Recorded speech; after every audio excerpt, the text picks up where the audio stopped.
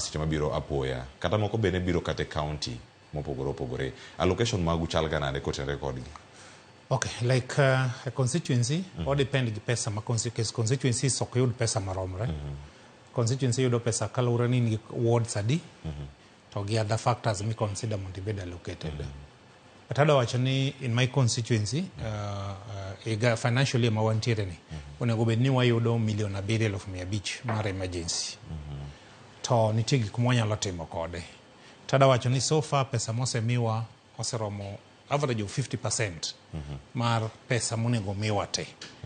Koro kaka wuoyo sani pesa mar emergency ma Suna West ok kel pesa ni ma emergency kelo pesa kecho biro in bits.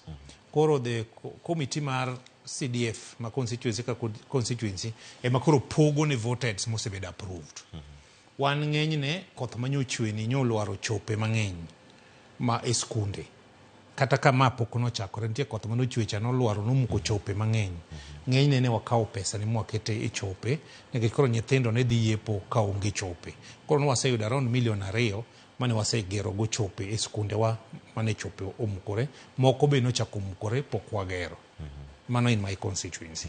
And adwa wacho ni pesa emergency manoketi, it is important mondo government kapoko release ne counties to gi constituencies to gi department jok ma concern. Onego bed released mokwongo, obed ti kode, kor kwang'eyo ni to timang'o to remo gima chal nade.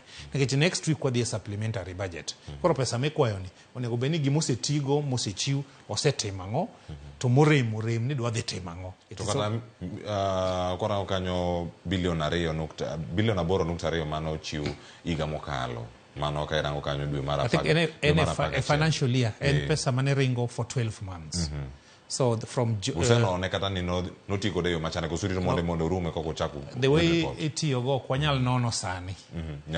Nyakuti then report ni bedo tabled in parliament ko kwang'iyo gimotimo nade gimotimo.